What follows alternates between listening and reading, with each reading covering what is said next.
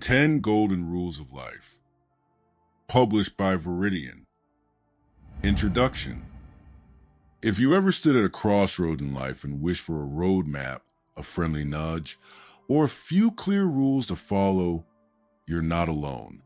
We live in an era of dizzying choices, endless information, and loud opinions about what success, happiness, or meaning should look like.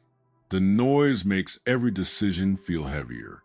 What this book offers is not a rigid blueprint that turns you into someone else. Instead, it gives you 10 luminous, practical rules, golden rules, that act like a compass. They help you cut through the clutter, strengthen your judgment, and live with a little more clarity, courage, and calm. Calling them rules might sound strict. That's intentional language with a gentle twist. These aren't commandments carved in stone. They're distilled lessons, hard-won insights that come from observation, research, and the small revolutions that anyone can start within themselves. Think of each rule as a lens. Put a lens over a messy part life, and suddenly things come into sharper focus. Small, repeated shifts in how you think and act compound into meaningful change. That's the promise here. Tiny daily practices, explained plainly, that stack up over time. Why 10? Because 10 is enough to be comprehensive without being overwhelming. Each chapter after this introduction will explore one of the golden rules in depth, what it means, how it can be misunderstood, and how to apply it in real life. You'll find short practical exercises, reflective prompts, and a few honest stories. Some mine, some borrowed from ordinary people who became braver by practicing these rules.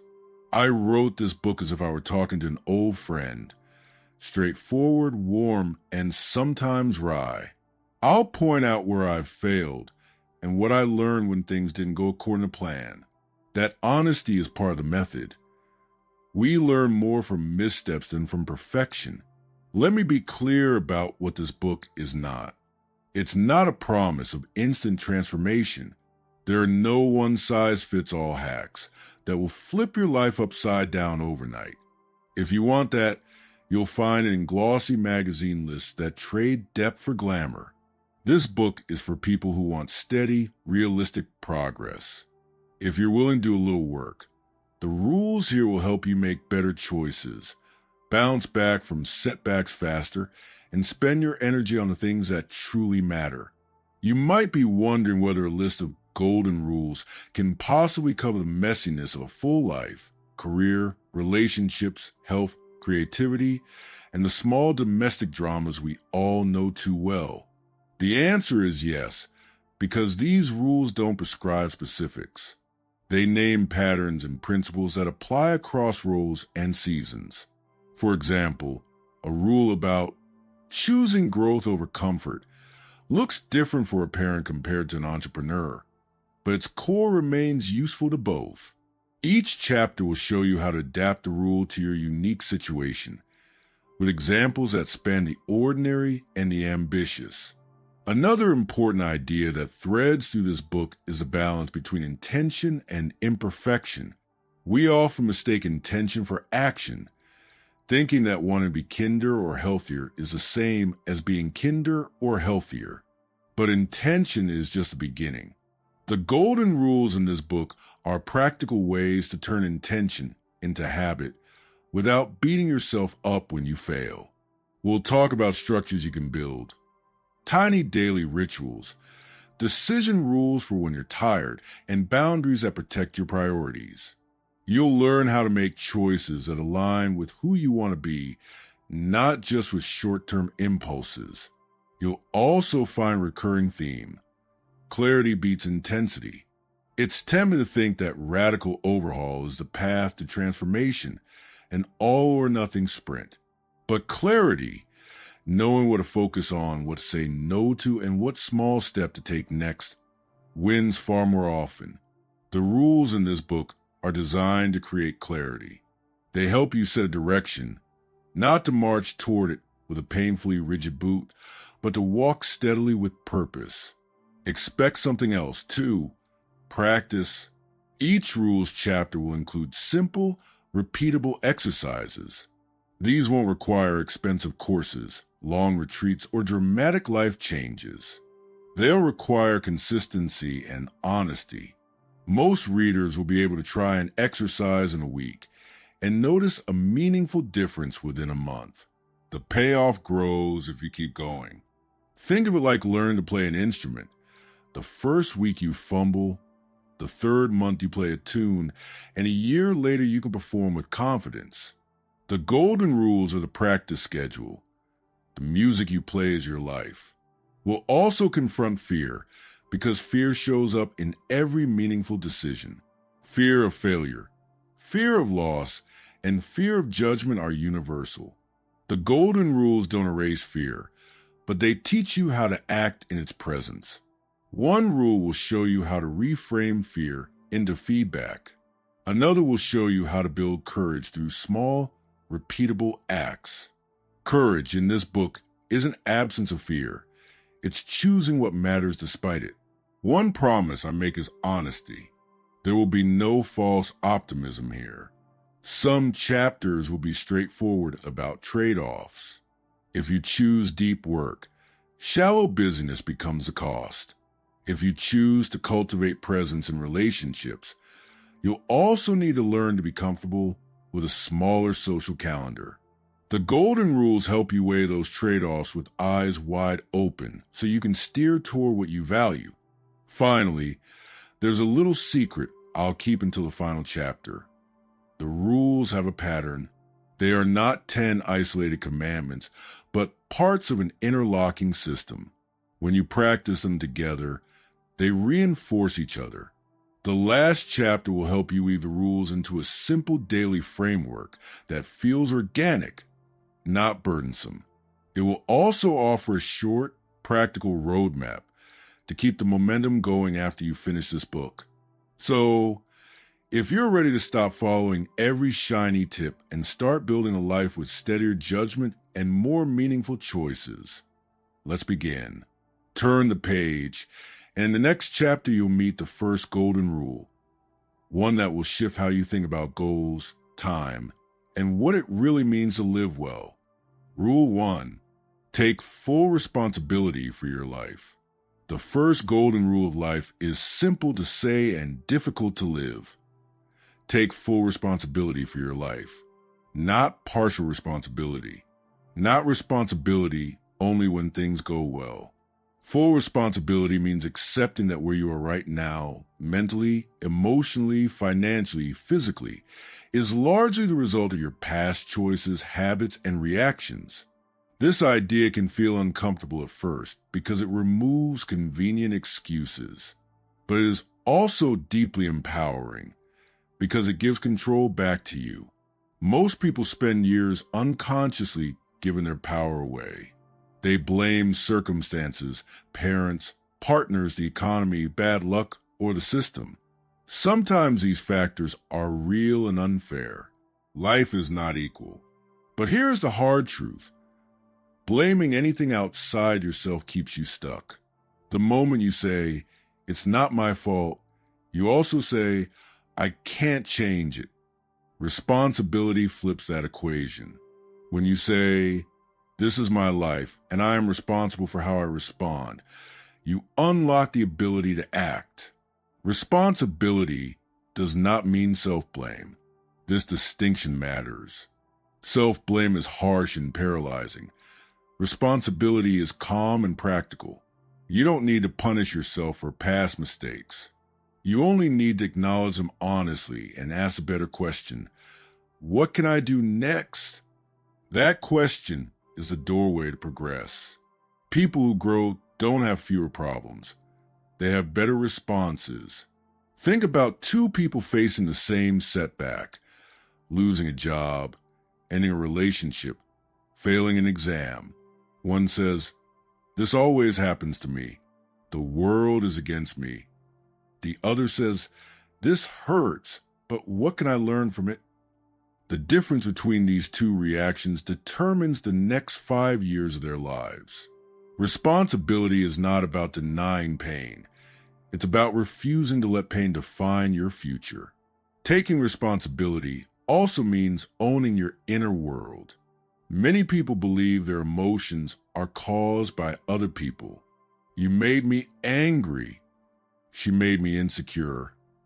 They ruined my mood. In reality, other people may trigger emotions, but you are responsible for how long those emotions stay and how you act on them. This is not about suppressing feelings. It's about recognizing that emotions are signals, not commands. When you learn to pause and choose your response, you reclaim your freedom. One of the clearest signs that someone avoids responsibility is their language. Listen carefully to how people speak about their lives. Phrases like, "I had no choice, that's just how I am," or "if only they hadn't," are subtle ways of surrendering control. Compare that with language like, "I chose, I allowed," or "next time, I'll do it differently." Words shape identity. When you change your language, you slowly change how you see yourself. This rule also applies to success. Many people want the rewards of responsibility, confidence, respect, independence without carrying its weight. They want freedom without discipline, results without consistency, and admiration without effort.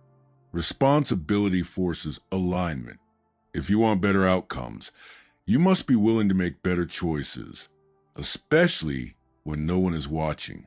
That's where character is built. A powerful shift happens when you stop asking, "Why is this happening to me?"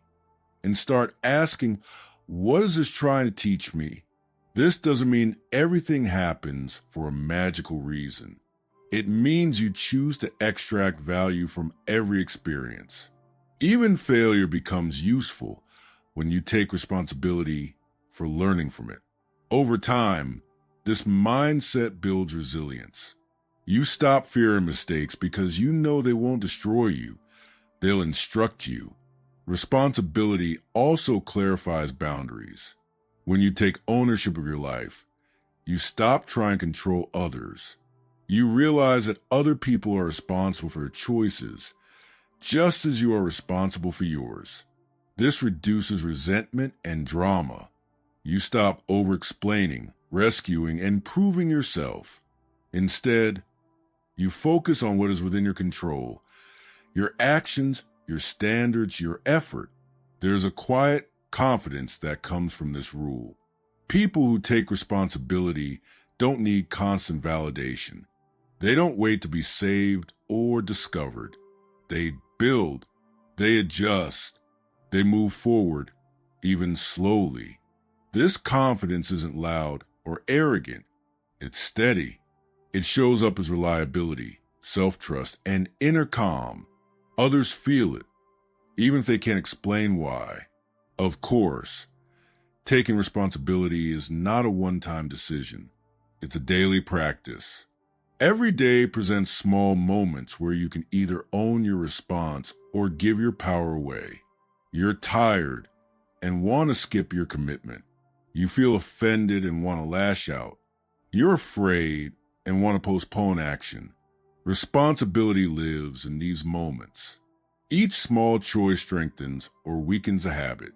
A simple exercise can help anchor this rule. For 1 week, notice every time you feel frustrated or powerless. Write down the situation and then answer one question honestly. What part of this is within my control? Even if the answer is small, your attitude, your preparation, your next step, it matters. Over time, this practice rewires your thinking. You stop seeing yourself as a passenger in your own life and start acting like the driver. This first golden rule sets the foundation for all the others. Without responsibility, the remaining rules become ideas instead of tools. With responsibility, even simple principles become powerful. You don't need perfect conditions to apply this rule. You only need honesty and willingness. Start where you are. Own what you can. Choose your next step deliberately. When you take full responsibility for your life, something remarkable happens. The world doesn't suddenly become easier, but you become stronger. And strength, unlike luck, is something you can build one decision at a time. Rule 2. Choose long-term growth over short-term comfort. The second golden rule of life is this: choose long-term growth over short-term comfort. At first glance, it sounds obvious, even cliché. Yet, most people quietly live by the opposite rule. They choose what feels easy now, familiar now, safe now, and then wonder why life feels small, repetitive, or unfulfilling years later. Growth asks more from you in a moment, but it gives far more back over time. Comfort is seductive because it feels like relief. It promises rest, safety, and predictability. There is nothing wrong with comfort itself. We all need rest and stability. The problem arises when comfort becomes your default decision-making system. When every choice is filtered through the question, what feels easiest right now, growth slowly starves. Skills stagnate, confidence erodes, and opportunities pass quietly by. You don't notice the damage day by day, but one day you wake up and feel behind in your own life. Growth, on the other hand, rarely feels good at the beginning. It feels awkward, slow, and uncertain. Learning a new skill makes you feel incompetent before you feel capable. Setting boundaries feels uncomfortable before it feels empowering. Speaking honestly feels risky before it feels freeing.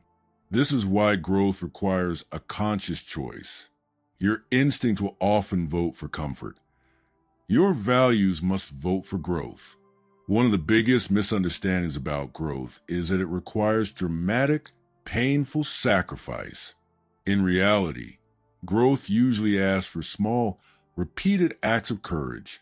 Sending the message you've been postponing. Starting the habit you keep overthinking. Having the conversation you've been avoiding. These moments rarely look heroic. They look ordinary, and that's why they matter. A life of growth is built quietly. Short-term comfort often disguises itself as self-care. True self-care supports your future self, not just your current mood. Scrolling instead of resting, avoiding responsibility instead of setting limits, or numbing emotions instead of processing them may feel soothing in the moment, but they leave you weaker tomorrow. Growth-oriented self-care sometimes feels demanding. Going to bed on time, exercise when motivation is low, or telling yourself the truth when denial would be easier. This rule becomes especially clear when you look at regret. Most people don't regret the things they tried and failed at. They regret the chances they didn't take, the words they didn't say, and the potential they left unexplored. Regret is a delayed cost of choosing comfort too often. Growth reduces regret because even when outcomes are uncertain, effort creates self-respect. You can live with failure. It's much harder to live with the question, what if? Choosing growth also changes how you relate to fear. Fear doesn't disappear when you decide to grow. It becomes a companion. The difference is that you stop letting fear decide for you. You learn to ask a better question. What would the stronger version of me do here? That version isn't fearless. It's committed. Over time, fear loses its authority. It still speaks, but it no longer commands. Another important aspect of this rule is patience. Growth compounds slowly. The effort you put in today may not show visible results for weeks or months. This delay tempts people quit. Comfort offers instant feedback. Growth offers delayed rewards. Understanding this helps you stay consistent. You stop measuring progress by feelings and start measuring it by behavior. Did you show up? Did you practice? Did you choose the harder right over the easier wrong? That is real progress. Environment plays a powerful role here. If you surround yourself with people and routines that prioritize comfort, growth becomes harder. If everyone around you avoids challenge, Your discipline will feel lonely. This doesn't mean you must cut people out of your life. It means you should be intentional about what you consume and who you learn from. Even one growth-oriented influence, a book, a mentor, a community, can recalibrate your standards. A useful exercise for this rule is simple but revealing. For the next 7 days, when faced with decision, ask yourself 2 questions. What is a comfortable choice, and what is the growth choice? You don't have to choose growth every time, but you must notice the difference. Awareness alone shifts behavior. You'll begin to see patterns, and once you see them, you can't unsee them. Over time, choosing growth builds a quiet pride, not the loud pride that needs applause, but the deep satisfaction of knowing you didn't abandon yourself. You kept promises. You leaned into discomfort instead of running from it. This pride becomes confidence, and confidence becomes momentum. Life starts to feel expansive again. The second golden rule builds directly on the first. When you take responsibility for your life, you realize that growth is your job. No one else can do it for you. Comfort will always be available. Growth must be chosen. Each time you choose it, you vote for the person you are becoming.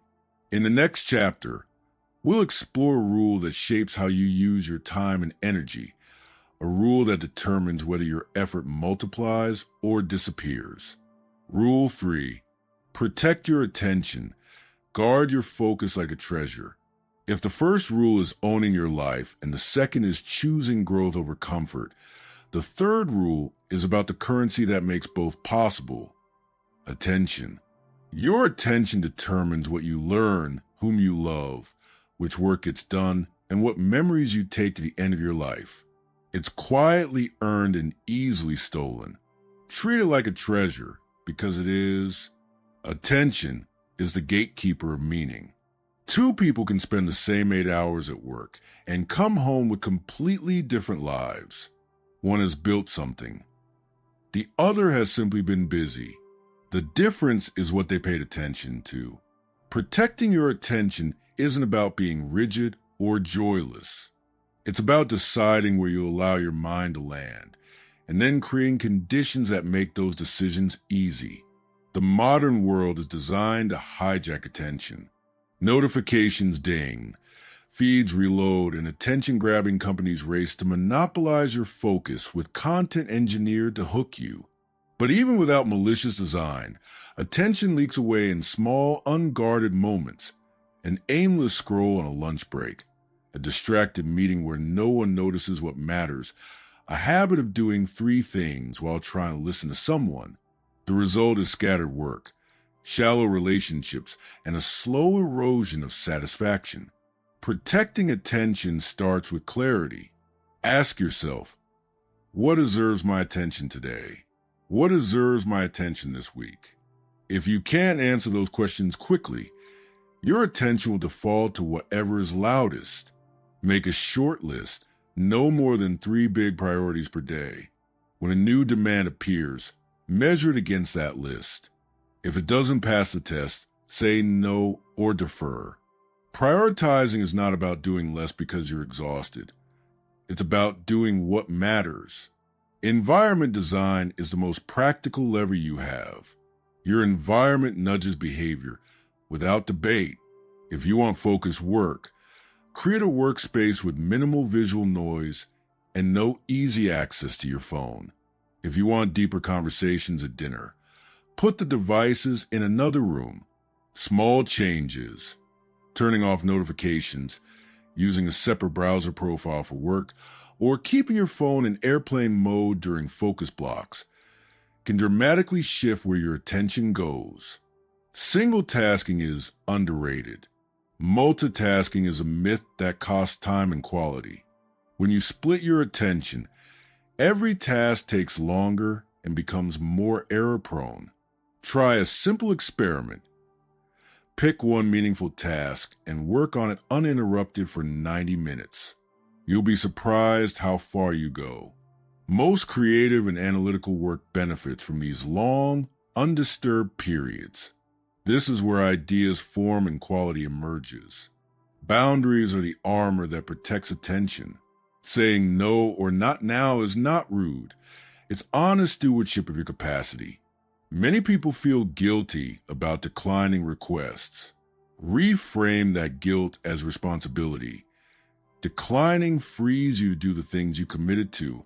Create predictable times for interruptions, office hours, check-in windows, or a daily 30-minute email block. These rules reduce friction and prevent constant context switching. Digital minimalism is a powerful strategy. You don't need to delete everything, but you should curate. Ask which apps or notifications genuinely add value, and remove the rest. Use tools that help you focus. Website blockers, distraction-free writing apps, or a timer. Consider a weekly digital Sabbath, a day with limited or no social media, to reset your mental bandwidth. These small rituals recalibrate attention and reduce the background hum of constant input. Rituals and anchors make focus easy. Start your day with a short routine that primes your attention. A 10-minute list of priorities, a brief walk, or a focused reading session. Use anchors, consistent triggers that tell your brain it's time to focus. It might be making a cup of tea, closing your email, or putting on headphones. Over time, these tiny rituals lower the internal resistance to starting work. Decision hygiene matters. Every decision you make reduces the mental energy available for the next one. Save attention for the big choices by minimizing small ones. Simplify your lunches. Automate recurring tasks and create templates for repeated work. One famous trick is to batch decisions. Do all your planning for the week in one session, so weekdays don't become cluttered with small choices. Attention also applies to relationships. Who you give your attention to shapes your inner life. Deep listening, giving someone your full attention without planning your reply, creates trust and intimacy. Practice this by putting away devices and asking one strong question, then listening until the person finishes. You don't have to solve their problem. You simply need to be present. There are also limits to attention that you must accept. You can't deeply focus on everything. Recognize your capacity and allocate it intentionally.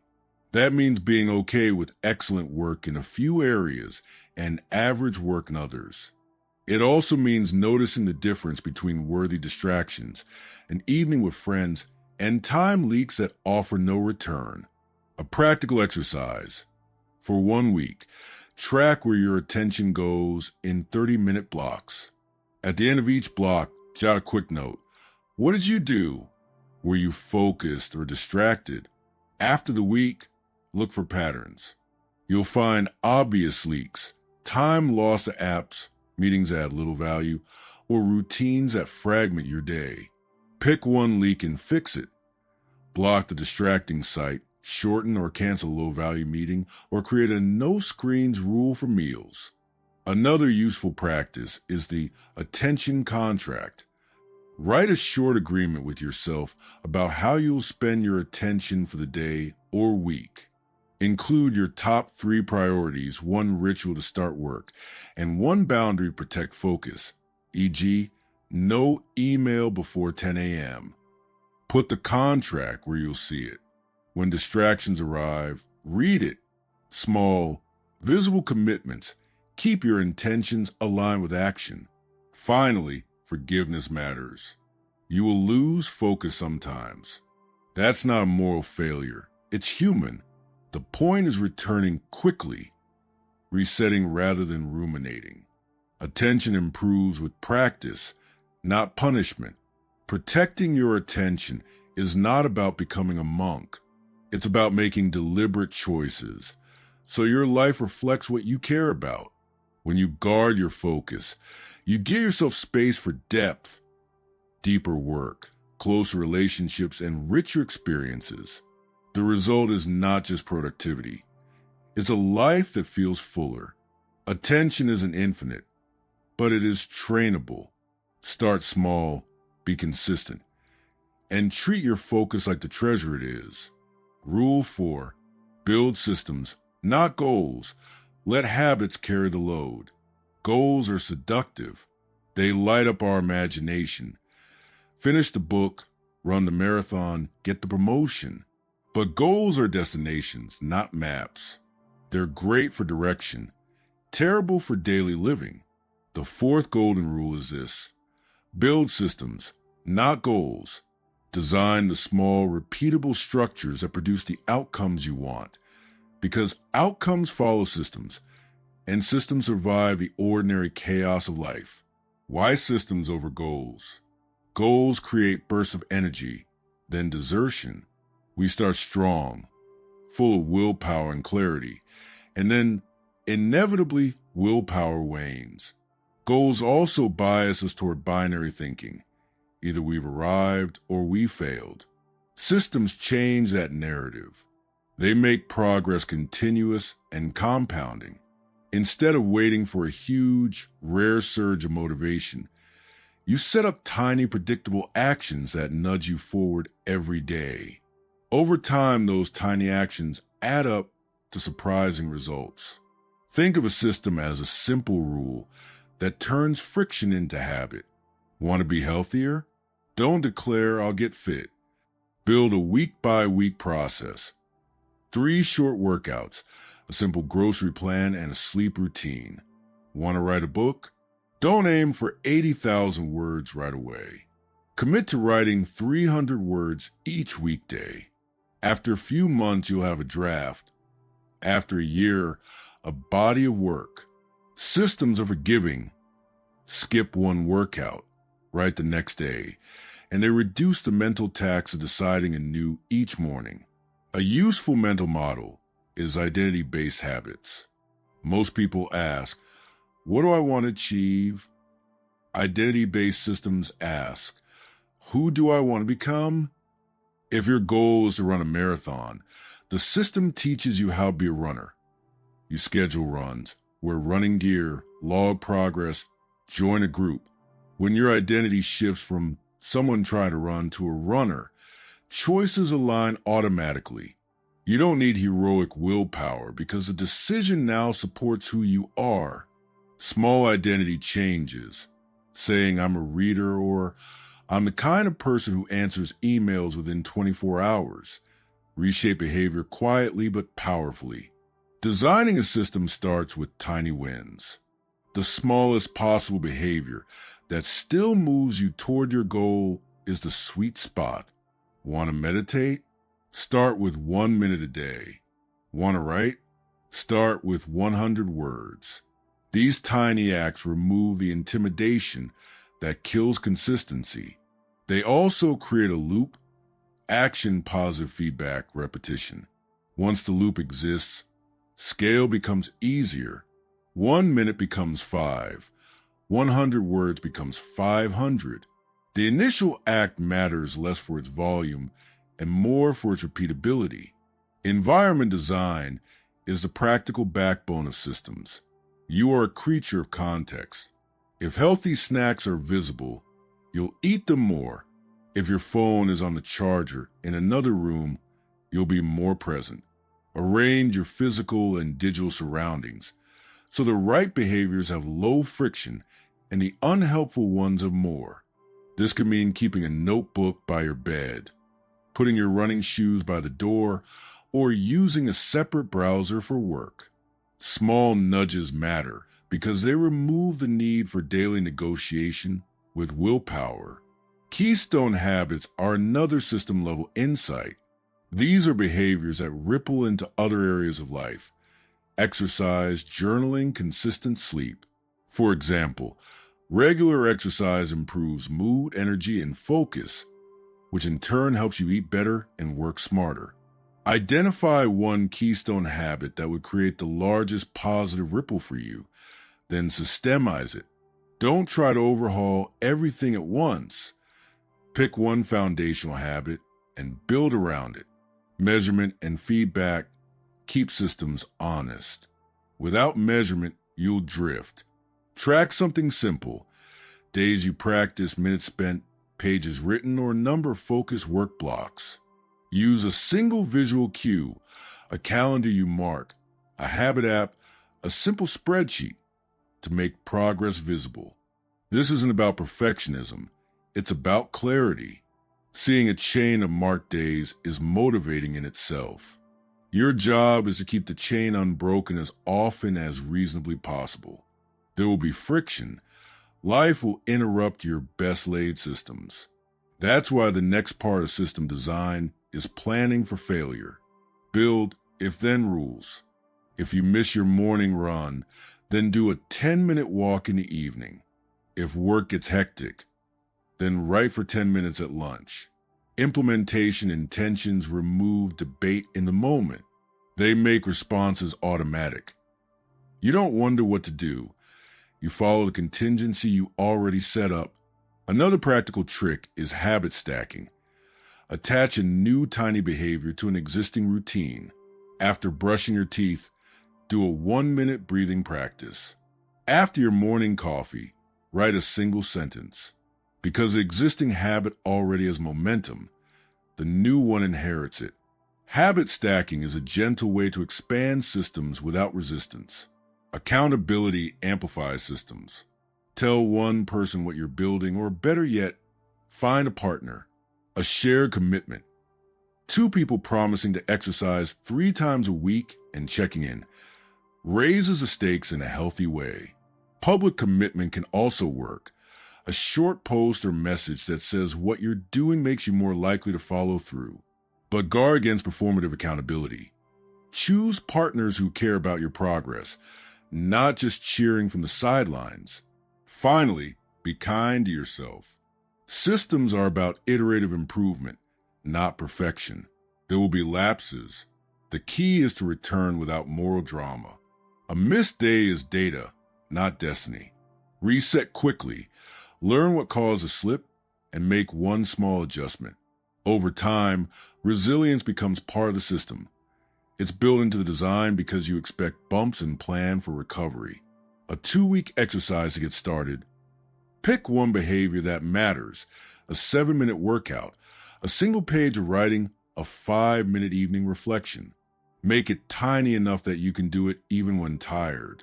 Attach it to an existing habit stack. Write down an if-then fallback, implementation intention, and track it visually each day. At the end of 2 weeks, review what worked and what didn't. Tweak the system and repeat. Systems aren't glamorous, but they're mercilessly effective. They turn vague desire into repeatable action and lonely goal chasing into steady progress. When you build systems, you stop depending on exceptional moments of motivation. You create a life where good choices happen reliably with less effort. Let habits carry the load. Design your systems so the person you want to become is the person you're becoming, one tiny action at a time. Rule 5. Invest in deep relationships. Choose quality over quantity. If the first 4 rules teach you how to steer your inner life, protect your focus, and build a life that works, the 5th rule is about who gets to share that life with you. Invest in deep relationships. It's a deceptively simple rule.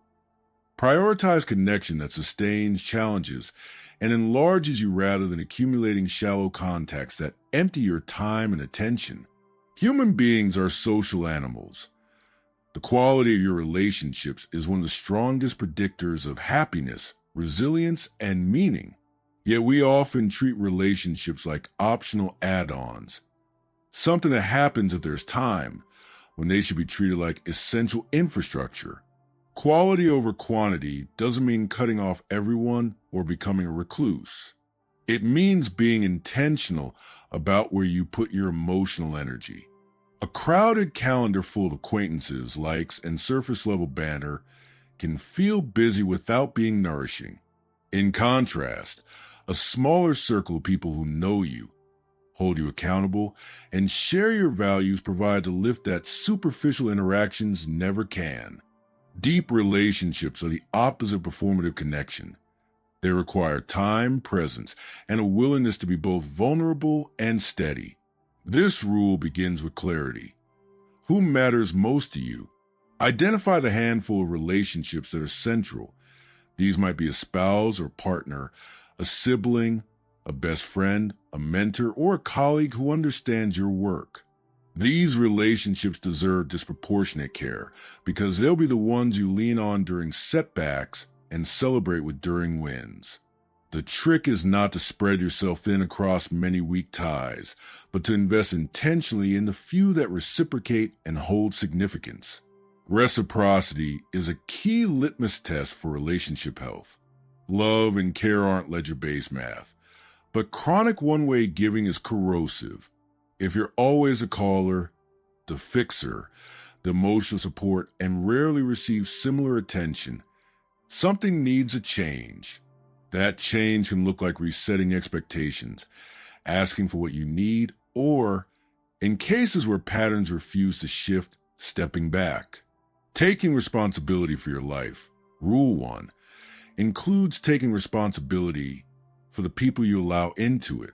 Protecting your attention, Rule 3, means saying no to relationships that demand more than they contribute to your well-being. Vulnerability is the soil where intimacy grows. People who keep everything polished and guarded rarely go deep. Vulnerability doesn't mean oversharing or dumping your pain indiscriminately. It means revealing parts of yourself that invite understanding and connection. Start small. Share regret. Ask for help with a decision or admit a fear. You'll be amazed how often honesty invites reciprocity.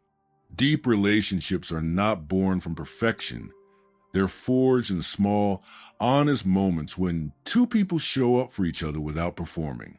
Listening is the practical tool of intimacy. Most conversations are two monologues in polite clothing. Deep listening requires you to slow down, resist the urge to fix, and stay with someone's emotions even when you feel uncomfortable. It means asking one good question, and then quieting the part of you that wants to provide the answer. This skill is trainable and one of the highest leverage investments you can make in any relationship. When you listen well, you make space for others to be themselves, and they repay that gift in trust and loyalty. Boundaries are the invisible architecture that keeps relationships healthy. They are not rejection. They are statements about capacity, saying I can't talk about this right now, or I'm not available after 9 p.m. Protects your energy and sets expectations. People respect clarity. Without boundaries, resentment grows quietly. With them, relationships become more sustainable because everyone knows the rules of engagement. Boundary setting also models self-respect. When you honor your limits, others learn to treat you accordingly. Shared experiences matter. Nothing replaces spending time together, especially doing things that create memories, travel, rituals, shared projects, or even recurring dinners. Systems Rule 4 can help here. Create rituals that anchor relationships. A weekly check-in, a monthly walk, or a yearly weekend away are small systems that preserve connection amid busy lives. When you treat relationships as something to be maintained, like a garden that needs watering, the likelihood of drift decreases. Not all relationships should remain in your inner circle. Some people are toxic, draining, or manipulative. Removing or limiting access to such people isn't cruel. It's prudent. You don't owe anyone unlimited access to your life. That said, ending relationships can be complicated and sometimes necessary. Do it with as much clarity and compassion as possible, but don't let guilt keep you tethered to harm. Conflict is inevitable. How you handle it defines the depth of a relationship. Avoiding conflict for the sake of harmony is a trap. It builds silent distances. Healthy conflict looks like honest expression, active listening, and a shared desire to repair. Practice soft startups. Begin difficult conversations with your observations and feelings rather than accusations. Aim to understand before persuading. Many relationships are saved not by the absence of disagreement, but by the presence of repair and mutual respect. A practical exercise helps make this rule actionable. For 1 month, pick 3 relationships you value. For each, do one concrete thing per week that increases depth. A 20-minute undistracted call, a handwritten note, a shared activity, or asking a personal question you've avoided. Pair this with a boundary audit. List one recurring drain in your social life and set a small boundary to protect your attention, e.g., limit group chat scrolling to 15 minutes a day. Track changes. Do conversations feel deeper? Do you feel more supported? Adjust as needed. Finally, accept the seasonal nature of relationships. Some friendships last a lifetime. Others serve a specific season and then fade. That doesn't make them failures. Appreciate their role and let go gracefully when the season ends. Deep relationships flourish when we are present, generous, discerning, and brave enough to be known. Investing in them is not indulgent. It's essential. Life's richness is measured not by trophies or tasks, but by the number of people who will stand the rain with you, who will tell you the truth when it's hard, and who will laugh with you when it's easy. Prioritize those people. Nurture them. They're the real currency of a life well lived. Rule 6. Manage your energy, not just your time. We all get the same 24 hours, but we don't all have the same energy inside those hours. The 6th golden rule is straightforward and underappreciated. Manage your energy, not just your time. Time is a fixed resource. Energy is variable and trainable. If you schedule every minute but ignore how you feel, and when you actually function best, you'll end up busy, exhausted, and frustrated. Learning to align tasks with your energy, to protect recovery, and to treat rest as productive is one of the highest leverage moves you can make. Most productivity advice treats attention and willpower like constant commodities. In reality, they fluctuate. Some mornings you feel alert, creative, and decisive. Other days you drag through meetings and misplace words. This is normal. The trick is to notice the pattern and design around it. Notice when you have creative spikes. For many people, it's morning. When your focus dips, often mid-afternoon, and when you have sustained low-energy stretches, after a poor night's sleep, during stress, or after heavy social days. Use that map to schedule rather than forcing a one-size-fits-all plan on every day. Managing energy starts with 4 basic currencies: sleep, nutrition, movement, and emotional load. These aren't optional extras. Sleep is non-negotiable biochemical maintenance. It's when memory consolidates, mood stabilizes, and decision-making resets.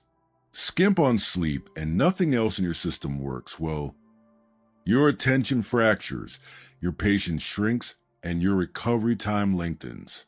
Nutrition matters because your brain runs on glucose and micronutrients. Skipping meals, overeating sugar, or riding caffeine into late hours creates energy swings that sabotage focus. Movement, regular exercise, short walks, stretching, keeps circulation and mood steady. It's the cheapest, most reliable way to keep baseline energy higher. Emotional load, stress, unresolved conflicts, chronic worry. Eats energy quietly. Learning to reduce unnecessary emotional friction, softening a relationship, delegating tasks, stopping toxic patterns, preserves the fuel you need for creative or important work. Rhythms matter. Humans are not machines. We have biological cycles. The ultradian rhythm, roughly 90 to 120-minute cycles, means your capacity for intense focus comes in waves. Work for a concentrated block, then take a short break. Many high performers use this naturally. 90 minutes on, 15 to 20 minutes off. You don't need fancy timers. Notice when your concentration drops and give yourself permission to pause. Those micro recoveries, a walk, a stretch, a few minutes of breathing, maintain sustained output and prevent crashes.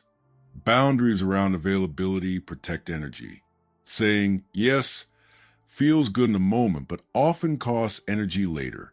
A well-placed "not now" or "I can do that next Tuesday" is energy preservation disguised as a simple sentence. You don't need to explain endlessly.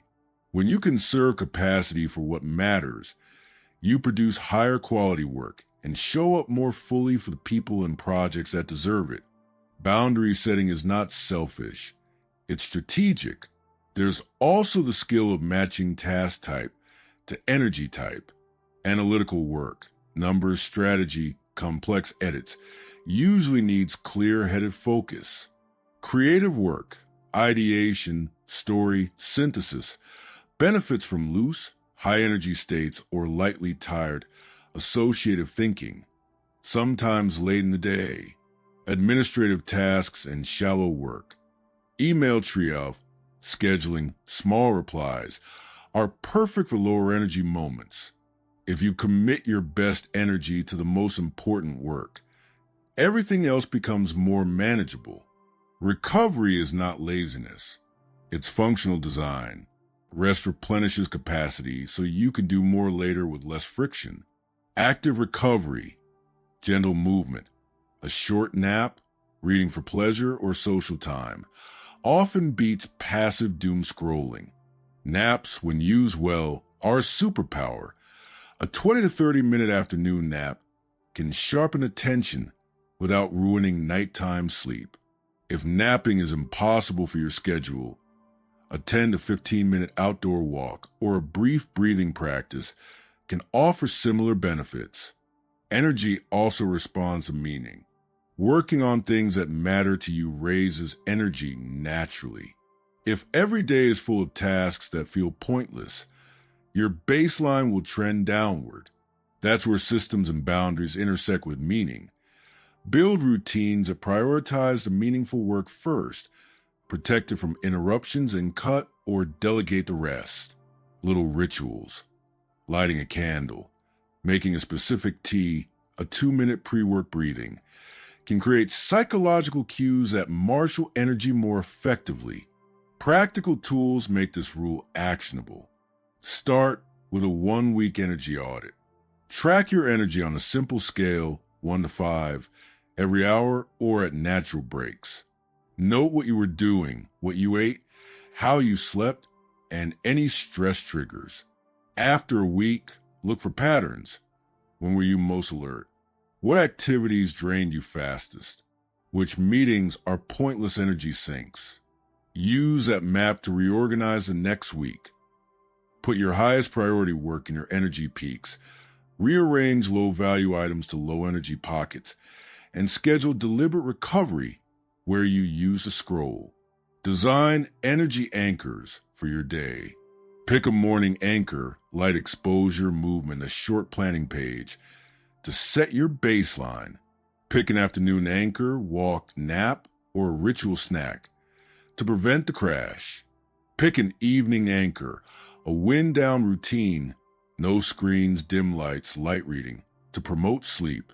These anchors act like bookends that regulate your nervous system across the day. Caffeine is a tool, not a crutch. Use it intentionally. Time it to boost a morning peak or a necessary afternoon task, and avoid it late enough to disrupt sleep. Social energy is real, too. Some people recharge by being with others. Others need solitude. Know your type and schedule accordingly. If you're introverted and have back-to-back social obligations, plan recovery time afterward. Finally, accept that energy will ebb with life seasons. New babies, grief, illness, and heavy work periods all change your baseline. That's okay. The key is to be adaptive, not self-condemning. During low-energy seasons, reduce commitments deliberately. Simplify systems and protect core relationships.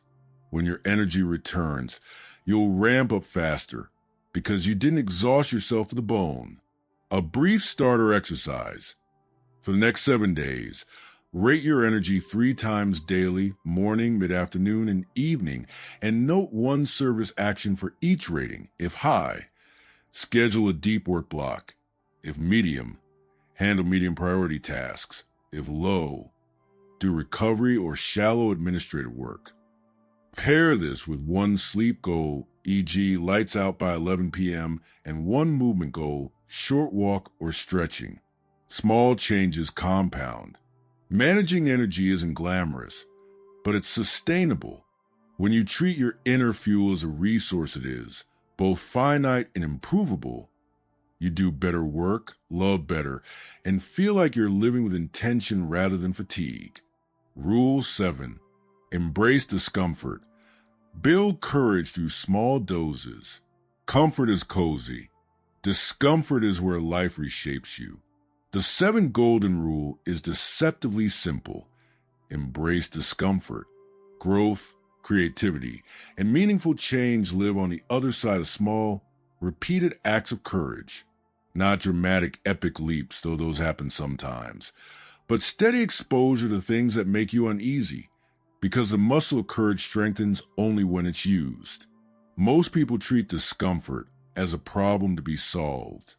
We look for hacks to eliminate awkwardness, shortcuts to avoid risk, or routines that anesthetize the nervous system. Endless planning, over-preparing, or hiding behind busyness. These strategies feel safe, but they calcify potential. Avoidance teaches the brain that discomfort is dangerous. Exposure teaches it otherwise. When you intentionally step into manageable discomfort, you send a signal to yourself, I can handle more than I thought. Over time, that signal rewrites what your identity believes is possible. Discomfort isn't the same as harm. A useful distinction is between productive discomfort, things that stretch you without breaking you, and destructive pain, things that damage or exploit. Productive discomfort might be making a vulnerable confession, asking for feedback, taking a cold shower, or sending an email that matters. Destructive pain will be staying in a toxic job that erodes your dignity. Embracing discomfort means learning the difference and choosing the former with intention. Why small doses? Because bravery is a cumulative skill. The first few times you do something uncomfortable, it will feel huge. After 10 repetitions, it feels normal. That's how confidence compounds. Tiny, repeated exposures lower the psychological cost of future risks. It's much easier to ask for a raise when you practice assertive language in smaller conversations. It's easier to perform on stage when you've told a small story to a friend 12 times. The key is consistency, regular practice, rather than occasional heroics. Start by mapping your discomfort list. Make 2 columns. Micro discomforts, small, doable things that create growth, and macro discomforts, bigger risks that may take planning.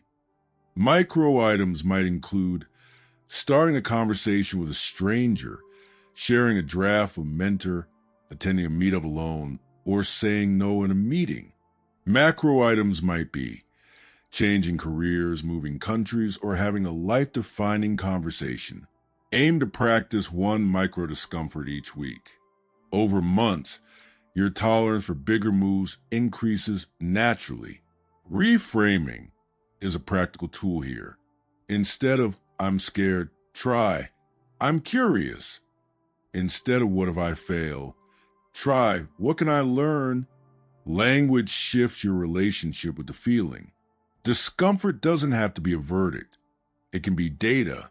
When you feel your chest tighten before a hard call, notice it, name it, and then ask what the least awful next step is. Often the worst case scenario is smaller than your imagination makes it. When it isn't, you learn a sharp lesson, an important outcome in itself. Another trick is progressive exposure with safety rails. If public speaking terrifies you, start by recording a 2-minute video. then show it to a trusted friend, then join a small group, then speak to a larger room. Each step raises the bar just enough to be challenging, not crushing. Safety rails could be a plan for aftercare, a coffee with a friend, a fallback you can leave after 10 minutes, or a supportive accountability partner. These reduce the dread without removing the stretch. Expect setbacks. Courage doesn't mean you won't feel fear or that every attempt succeeds. Sometimes you'll stumble, forget your line, or receive harsh feedback. That's part of the curriculum. The difference between people who grow and those who stagnate is how they interpret setbacks. See them as instruction, not indictment. Ask, what will I do differently next time, rather than, why does this always happen to me? The first fosters learning. The second fosters avoidance. Tiny rituals help. Choose a short pre-action routine that signals to your nervous system you are about to step into discomfort. It might be 3 deep breaths, a brief power pose, a one-sentence mantra, or a quick walk. Rituals reduce internal debate by creating a reliable, calming sequence. Over time, the ritual itself becomes a cue that lowers activation energy for brave acts. There's also social leverage. Courage is contagious. Surround yourself with people who practice discomfort in healthy ways. Friends who take classes, colleagues who ask for feedback, or a club where people present work in progress. If your immediate environment encourages low-risk choices, your courage will atrophy. If it honors small experiments and honest failures, you'll accelerate. A practical experiment to anchor this rule: the 7-week discomfort practice. Week 1.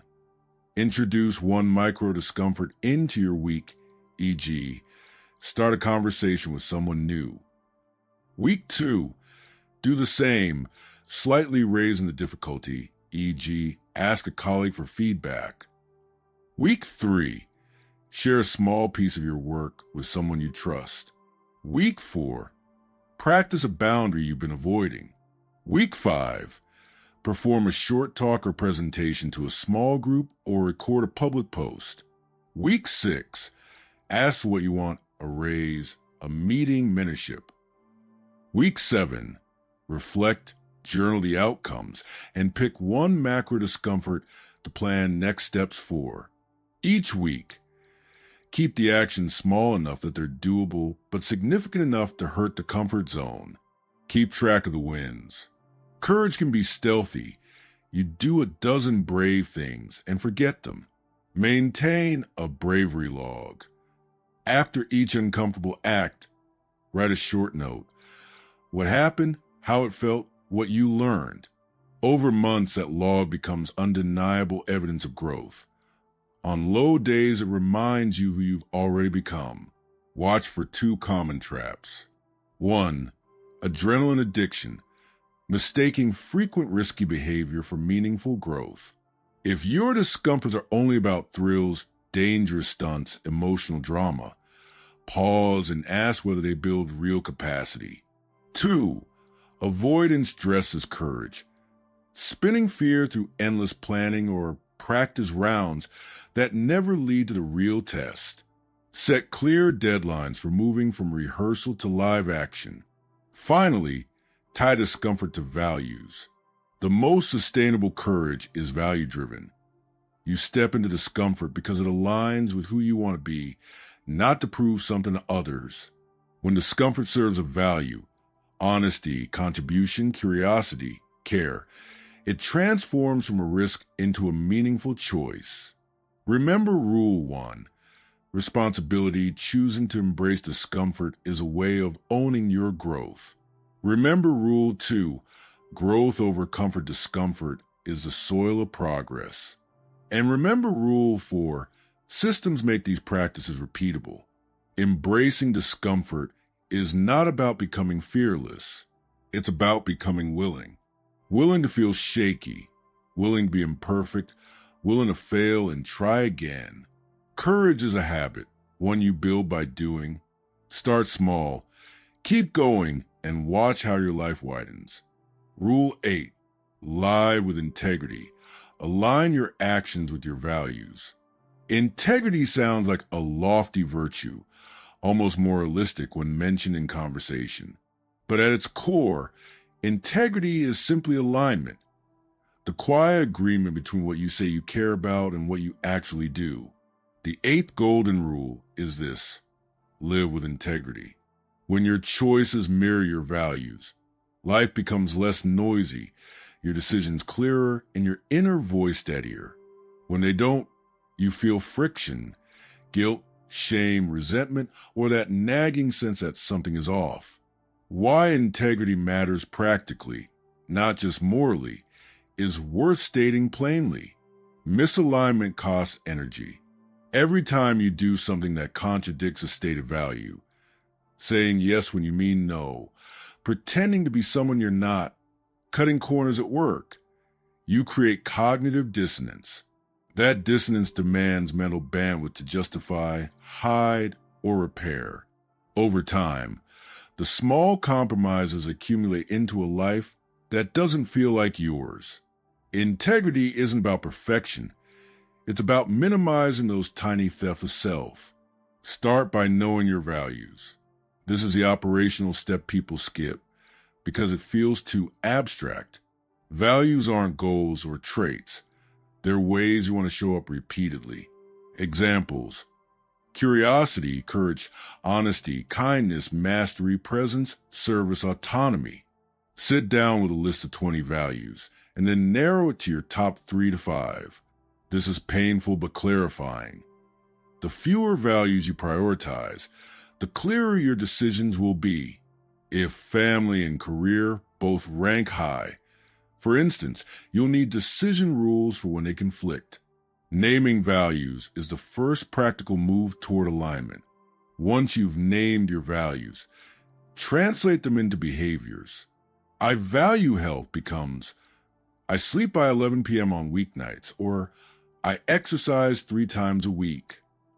I value honesty becomes, I tell colleagues when I miss a deadline instead of inventing a reason. Values without specific actions are nice intentions. Values with behaviors are living agreements. For each top value, write 1 or 2 visible, repeatable behaviors that demonstrate it. These are your integrity anchors. Decision rules protect integrity in the moment. When a rapid choice appears, take the call, accept the invite, sign the contract. Your values could be a quick test. Ask, which option honors my top value right now? Or use a simpler calibration. In 5 years, which choice will I be glad I made? The more you practice this mini evaluation, the faster it becomes instinct. This is especially helpful for common pressure points: money temptations, social approval, and short-term convenience that sabotages long-term identity. Language matters.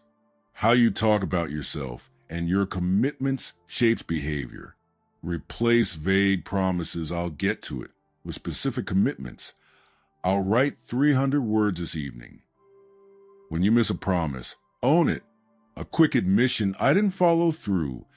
Here's why and what I'll do now," isn't weakness. It's integrity in action, and it preserves trust. People forgive more readily when you're honest than when you hide or spin. Integrity shows up in boundaries. Boundaries are not mean. They're clear statements about what you will and won't tolerate. If you value presence, that might mean no phones at dinner. If you value focus, that might mean no meetings before 10 a.m. Boundaries are the practical scaffolding that keeps your values from being eroded by external demands.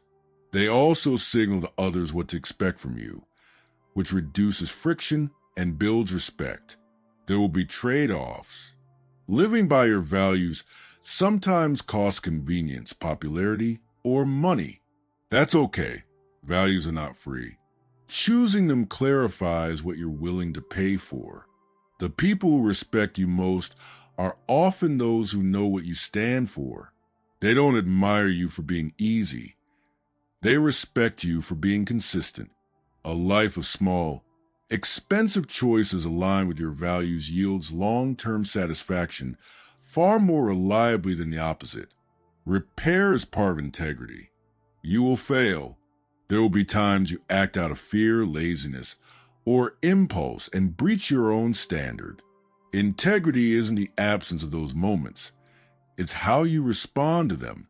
Repair means acknowledging the breach, apologizing if necessary, and taking a clear corrective step. That corrective step should be visible and specific. Replace the missed call, revise the dishonest report, set a new boundary. Repair restores trust with others and, crucially, with yourself. A practical exercise. Do a weekly alignment check. At the end of each week, answer 3 short questions and journal. 1. What value did I honor this week? 2. Where did I compromise my values? 3. What's one small corrective action for next week? Keep it brief, 3 to 5 sentences each.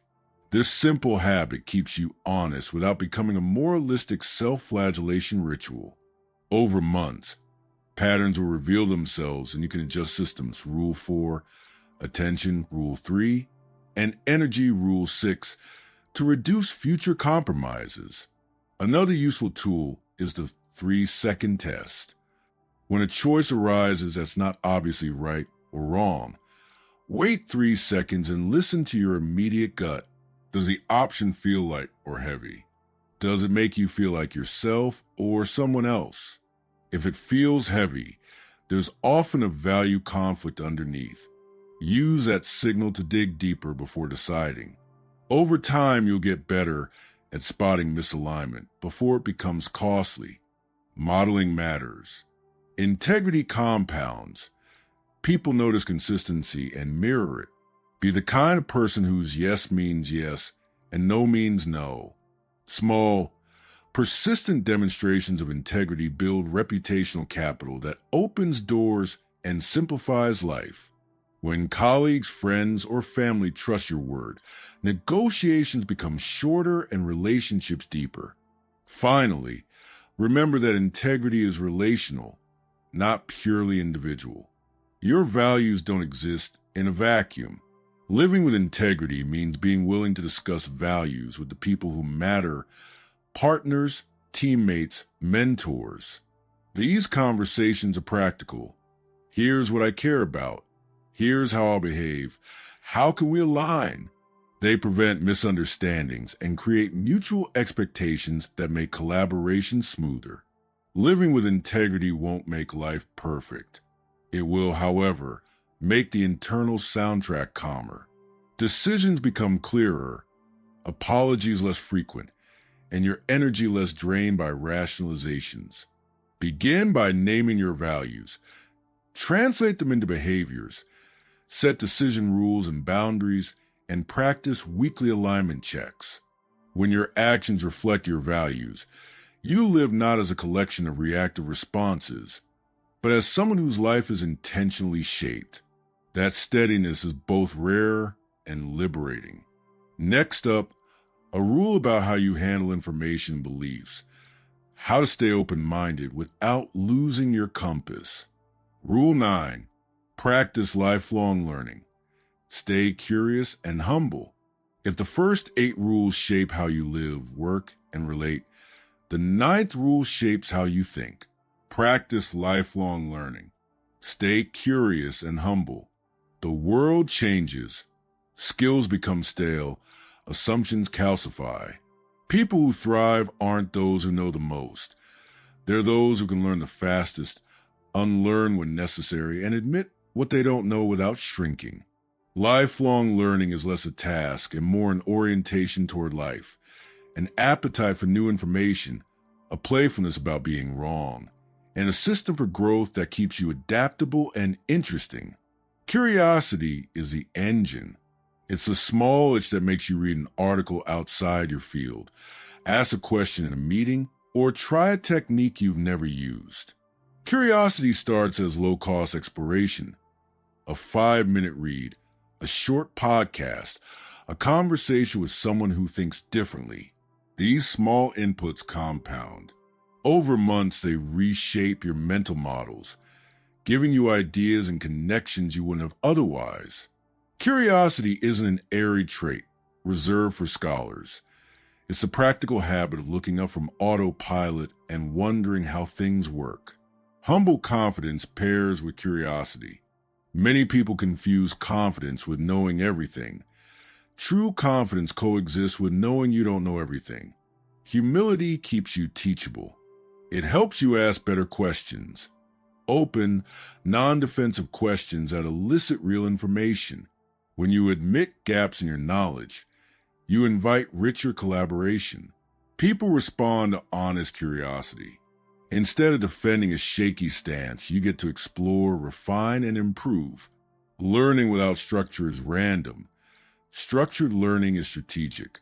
Build systems rule for learning the way you would for writing or exercise. Create a learning list each quarter. 3 topics you want to understand better.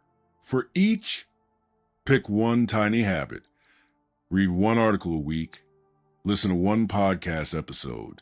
Take 1 online short course. Or talk to 1 expert.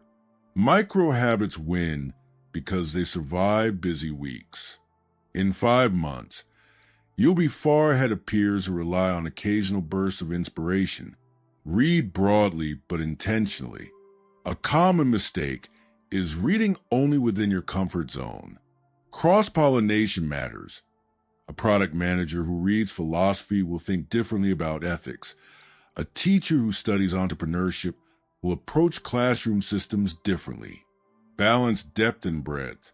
Depth gives you competence. Breadth gives you creativity. Try a pattern like 2 deep reads, 1 wide read per month, 1 deep technical or skill book, 1 broad cultural or historical read, and 1 short piece outside your domain. Practice active learning. Passive consumption, watching videos while your mind wanders, creates the illusion of progress. Active learning is note-taking, summarizing, teaching, or applying what you learn. Use a simple Feynman technique. After studying something, try to explain it in plain language to an imagined novice. If you can't, you haven't learned it well enough. Teach what you learn, even in small ways. A short post, a 5-minute explainer to a friend, or a summary in your journal. Teaching crystallizes understanding and reveals blind spots. Embrace friction.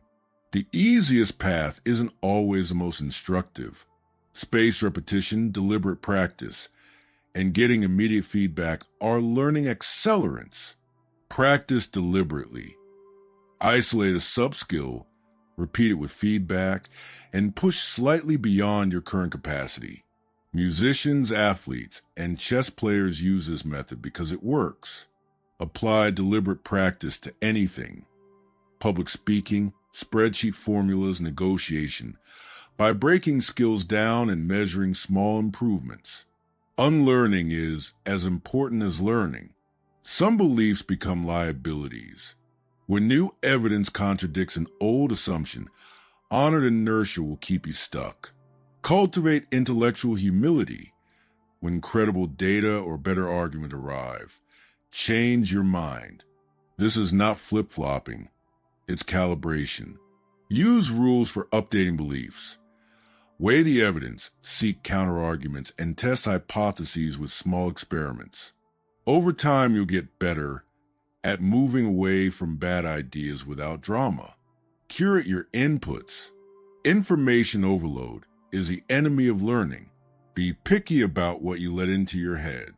Build a trusted filter, a handful of newsletters, books from vetted authors, or a curated podcast list. Use the 2-hop test. Does this source link to primary evidence or clear reasoning, or is it mostly opinionated noise? Lean on quality over quantity. Deep learning requires focus, not just consumption. Network as a learning strategy. People are repositories of tacit knowledge. Insights that don't show up in books. Talk to people who disagree with you, who work in different industries, who have succeeded where you haven't. Ask for short interviews. A 20-minute conversation can be more enlightening than a week of reading. Show up curious. Ask one good question and listen. Often the most valuable lessons are procedural. How someone organizes work, how they respond to failure, which decision rules they use. Practice reflection. Learning without reflection is like planting seeds without watering them. Keep a learning journal. After finishing a book or course, write a one-page summary, the 3 most important takeaways, and 2 actions you will try. At month's end, review the logs. Patterns emerge. Interests deepen, misconceptions correct, and the things you actually apply become visible. Reflection turns raw input into usable output. Make learning social and public. Commit to sharing what you learn in a small, consistent way. Weekly notes, a short newsletter, or conversations with a learning partner. Public practice forces clarity, provides feedback, and helps build a record of progress. It also turns learning into contribution, which is more motivating than consumption alone. Limitations in care. Curiosity can become a denial of limits, an endless chase that prevents finishing. Balance exploration with completion. When a learning project moves into useful application, shift from exploration to implementation. Use systems to ensure projects don't stall. Set deadlines, create accountability, and measure outcomes. A practical starter, the 90-day learning sprint. Pick one skill and one domain topic. Skill, a practical ability you can practice, e.g., public speaking, Python basics, negotiation. Domain, a broader category, e.g., behavioral economics, history of cities. Create 3 micro habits. 15 minutes of deliberate practice 5 days a week, 1 30-minute deep read or course weekly, and 1 20-minute conversation with an expert or peer every 2 weeks. At the end of 90 days, showcase what you made or learned. Teach a short session, write a summary, or apply the skill to a small project. Lifelong learning is less about credentials and more about adaptiveness. It keeps your mind supple, your judgment calibrated, and your humility intact. In a world that rewards quick adaptation, curiosity and humility are competitive advantages and personal virtues. Keep asking, keep failing forward, and keep updating. The person who never stops learning stays engaged with life, and in that engagement lies both resilience and joy. Rule 10. Serve something bigger than yourself. The 10th golden rule is simple and oddly radical. Serve something bigger than yourself. Most of the rules so far help you build a life that works. Clarity, habits, focus, courage, and so on. This last rule gives that life a forward-facing purpose. When you commit some portion of your time, energy, or skill to a cause outside your immediate wants, 2 things happen at once. Your inbox and inner turmoil shrink, and your days gain a quiet kind of weight that ordinary successes rarely deliver. Serving something bigger doesn't require martyrdom or grand gestures. It's not about sacrificing your life for strangers or turning every decision into a moral test. It's about shifting some portion of your attention and agency away from consumption and toward contribution. That contribution can be tiny or large, public or private. It can be teaching 1 hour a week, mentoring a junior colleague, helping an elderly neighbor with groceries, improving a small process at work so it helps 10 other people, or building a product that solves a real problem. The form matters less than the orientation. Are you using your gifts to add value beyond your immediate circle? Why this matters practically is worth stating. Contribution anchors meaning. When life is only about maximizing comfort, status, or short-term pleasures, everything subtly flattens. Victories feel thin. Failures sting harder, and legacy becomes an abstract idea we never cultivate. Serving others brings context to your challenges. A late night preparing a helpful presentation, a painful conversation that prevents harm, or a steady presence for a friend. These acts may cost you in the short run, but they create durable dignity. You begin to measure success not only by what you accumulate, but by what you return. Service also reframes failure. When a project aimed at self-promotion flops, the sting can be humiliating. When a contribution aimed at helping others stumbles, the fallout often contains useful lessons and real relationships that survive the stumble. The stakes change from ego to craft and from image to impact. That shift is liberating.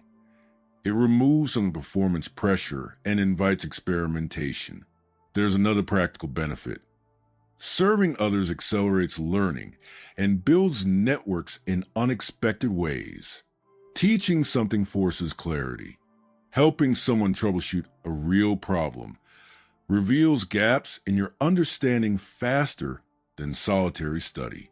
Contributing within your industry or community also creates reputational capital, the kind that isn't flashy but is durable.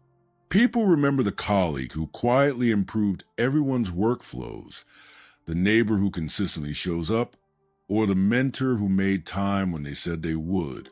That trust opens doors you didn't plan for. Start small and local. If you're new to this idea, the temptation is to commit big. Sign up for an overseas trip, launch a nonprofit, or design a massive initiative. Those could be wonderful, but they also risk burnout or distraction if your foundation isn't strong. A practical first step is to inventory your skills and constraints. What are you good at? What do you enjoy enough to do repeatedly? How much time can you realistically commit without violating the other rules? Your energy, attention, integrity? Pick a small, sustainable way to serve that fits your life. Make it specific and visible. Vague intentions like, be more helpful, rarely change behavior. Instead, choose one concrete action. Spend 1 hour a week answering questions on professional forum. Write a short how-to guide for your team. Volunteer at a local school for 2 hours monthly. Or set up a simple improvement that saves colleagues 10 minutes a day.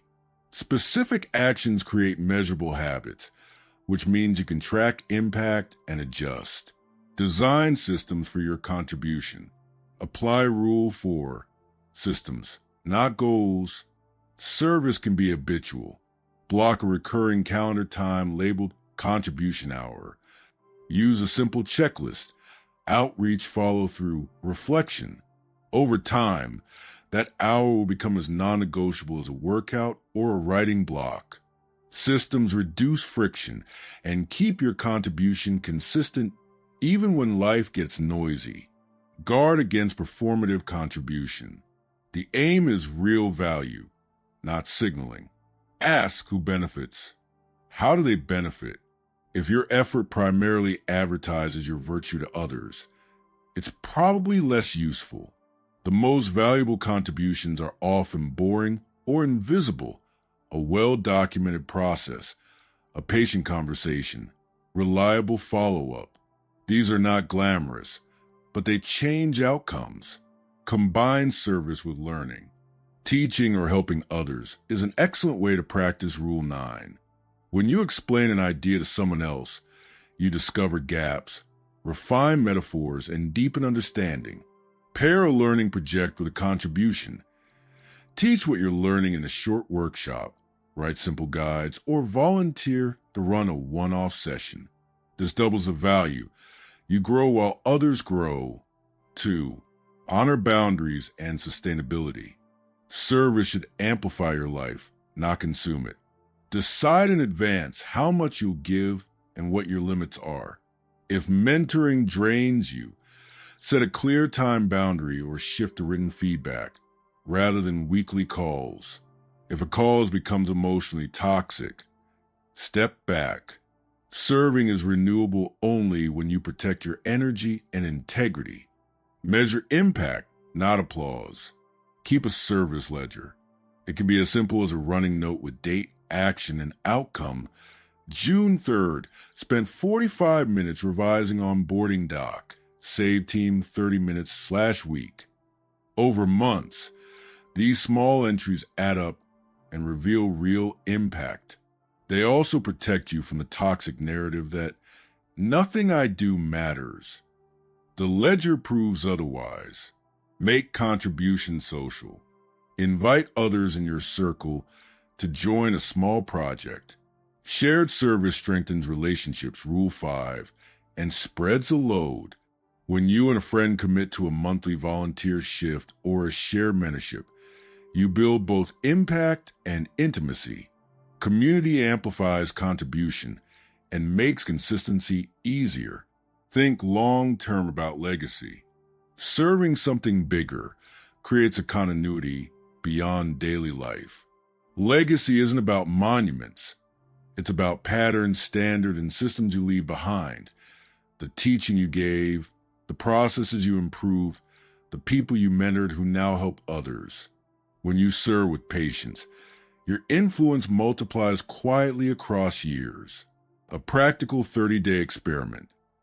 Pick one small, sustainable contribution and commit to it for 30 days. It might be answering 5 questions a week in a community you care about, improving one team process and tracking time saved, or reaching out to one person weekly to offer a piece of help. Track your actions and outcomes in a simple ledger.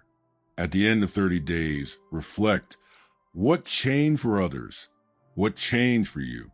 If it felt meaningful, systemize it into a recurring block on your calendar. Serving something bigger is not a moral surcharge on an otherwise good life. It's the amplifier that turns competence into meaning. When you fold contribution into your daily systems, protect it with boundaries, and measure its effect honestly, you create a life that feels useful even on ordinary days. That usefulness becomes a steady source of satisfaction, resilience, and connection. In the end, when you look back, it's usually the ways you quietly gave that matter most, to you and to people whose lives you touched.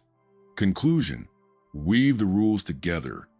The secret of compound alignment. If you've read this far, you already know the 10 golden moves I want you to make. You've met responsibility, growth over comfort, attention protection systems, deep relationships, energy management, small doses of discomfort, integrity, lifelong learning, and, in this final chapter, how to stitch them into a life that actually works. Remember the little secret I hinted at in the introduction? Here it is, unvarnished and simple. The rules aren't 10 separate prescriptions. They are parts of a single interlocking system. When you practice them together, they create what I call compound alignment. Small, consistent actions that align your identity, your habits, and your environment so results compound over time. That compounding is the secret. It's not dramatic. It's deliberate. Why this matters. Standalone tips are noisy and temporary. A single burst of discipline can produce a short spike in results, but systems that align your values, your energy, and your context produce durable change. Compound alignment turns daily decisions into a coherent life. It makes the hard choices easier because your priorities are supported by design, not just willpower. Let me show you how the loop works. Quick map. You begin with responsibility. Rule 1, you own your choices. That ownership points you toward growth. Rule 2, rather than comfort. Growth requires attention. Rule 3, and systems. Rule 4, to become repeatable. Systems live in your environment and are powered by energy. Rule 6. Energy and attention free you to invest in deep relationships. Rule 5, and to deliberately embrace discomfort. Rule 7, both of which expand capability and courage. Integrity. Rule 8, ensures your choices don't drift from your values, protecting psychological bandwidth. Lifelong learning. Rule 9, updates and refines everything. Your systems, your boundaries, your identity. The loop feeds back to responsibility. You keep owning, adjusting, and compounding. That's the architecture. Now here's the user-friendly version. A simple, repeatable framework you can start using tomorrow. It's compact but flexible, meant to make the system real instead of just conceptual. A simple daily framework, the minimum viable structure. Morning, 20 to 40 minutes. Alignment anchor, 5 minutes. Review your top 3 priorities for the day. 1 professional, 1 relational, 1 personal. These come from your values and your systems. Energy primer, 10 to 20 minutes. Do a short routine that raises baseline energy. Stretch or a brisk walk, hydrate, eat something simple, and confirm sleep target for tonight. Attention contract, 2 minutes. Set a single focus block, e.g. 90 minutes, where your phone is out of sight and your environment supports deep work. Midday brief reset, micro refuel, 10 to 20 minutes of walk, a nap, or a healthy meal. Recover to protect the afternoon. Quick scan, 5 minutes, 1 sentence in your journal. What worked this morning? 1 adjustment for the afternoon. Evening, 20 to 30 minutes. Repair and connection, 10 minutes. Reach out to one person who matters. Quick call, a thoughtful message, or a shared moment. Learning and reflection, 10 to 15 minutes. Read a short piece. Make a 1-sentence note of takeaway, and mark a tiny practice for tomorrow. Wind down habit, 5 minutes of routine that protects sleep, lights, screens, and a calm activity. Weekly practices, 30 to 90 minutes. Weekly alignment check.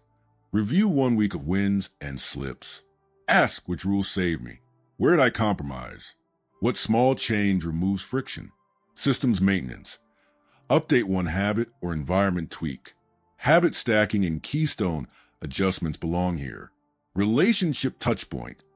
Schedule a longer, undistracted conversation with someone in your inner circle. Quarterly practices, 2 to 4 hours. 90-day learning sprint review. What did you try? What worked? What did you stop? Big picture reset. Are your values still the same? Does your calendar reflect them? Make 1 bold pruning decision. Fewer projects, clearer boundaries. Practical micro tools to keep the loop tight. The bravery log. 1 line after each uncomfortable action. What you did and 1 learning. The attention contract. A visible note with your top 3 priorities and your no-go list for the day. The energy audit. 3 ratings daily, morning/mid-afternoon/evening, for 1 week each month. The integrity mini check. 1 weekly question. Where did I act counter to my values? Plus 1 corrective step. A few honest cautions. Don't confuse busyness with alignment. Systems can be busy and hollow. The test of alignment is whether your priorities feel easier to serve, not whether your calendar looks full. Beware of perfectionism. Compound alignment thrives on consistency, not perfection. Missing a day is data, not doom. Reset quickly. Seasonality is real.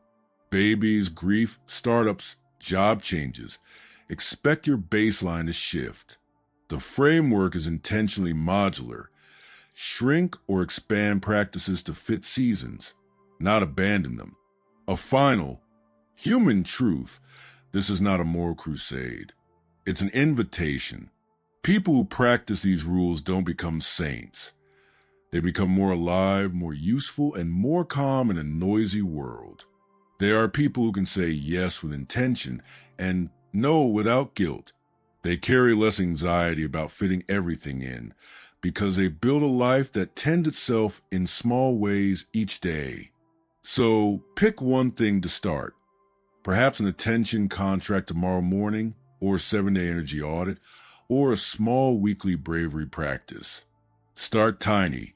Your future self will thank you for the modest, consistent favors you do today.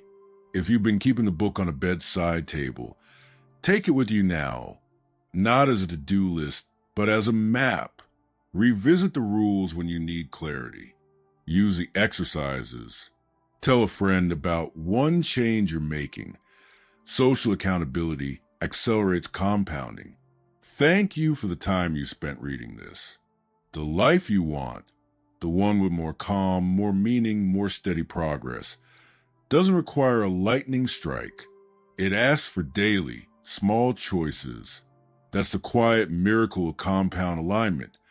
modest acts, compounding into a life that feels true to you. Go build it one deliberate day at a time.